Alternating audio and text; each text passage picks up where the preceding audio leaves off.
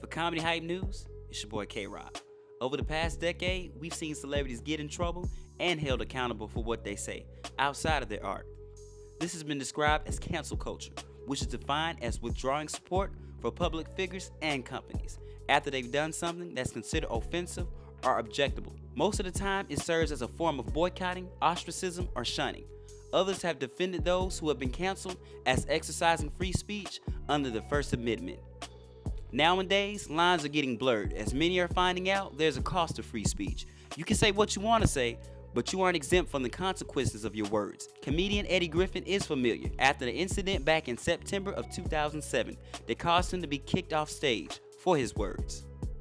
In September 2007, Eddie Griffin was stopped mid-performance after repeatedly using the N-word in front of a crowd of about 1,000 at a Black Enterprise magazine event in Miami.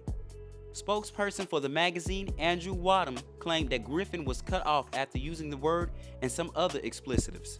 According to The Guardian, one of Griffin's lines that set off the people in charge was, "Why are some black leaders telling us to stop using the N-word?" That same source tells us that at the time, Griffin was only 10 minutes into his set, but the word was spread throughout that short time. In response, Wadham said, "We believe that ending the performance was the appropriate action." As Griffin's mic was cut off, founder and publisher Earl Graves walked on the stage and said, "We at Black Enterprise would not allow our culture to go backwards. Black Enterprise stands for decency, black culture, and dignity. And we will pay Mr. Griffin all that we owe him, but we would not allow him to finish the show if that's the way he's going to talk." Reverend Al Sharpton attended a meeting that was held by Black Enterprise but didn't make it to the performance. "My daughter was at the show. She called me that night and told me Eddie used the N-word and the B-word, and he doesn't know why black leaders don't want the people to use the N-word." She said Earl Graves walked out on stage and said he would still pay him, but the show was over. Graves got a standing ovation. Earl Graves is right and should be saluted. When our black institutions say we are not going to tolerate it, that will change the whole environment. Blacks should not have immunity. Do comedians have the right to free expression, free speech? Yes, they do, but we don't have to pay to be called the N-word or hear that word. Eddie's my friend. I would love to talk to him about this, but I haven't been able to reach him. Eddie Griffin has the right to say what he wants to say, but we have the right to protest what he says, and we'll hold everyone to those same standards. I have nothing personal against Mr. Griffin, but I will continue to fight tirelessly to end the indecency that is setting us back 100 years.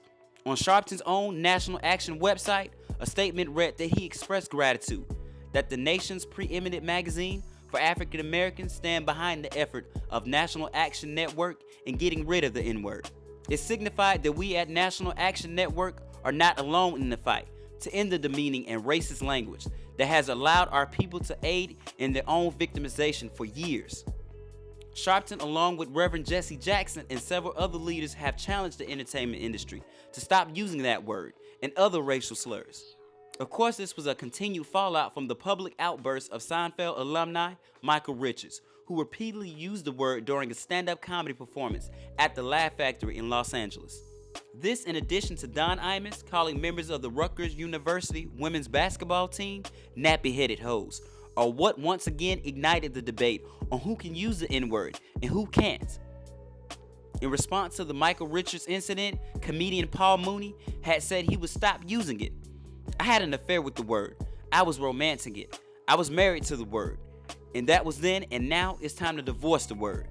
Earlier that year, the NAACP held a mock funeral for the N-word in order to symbolize its death. Member Victoria Lanier stated, "We will bury this offensive usage among all people, including African Americans. We promise that we will be more creative in our rap lyrics, more respectful to our ancestors." The century-long debate over who can say the N-word and who can't say the N-word is exhausting. Policing who can say what is another eradication of the right to free speech.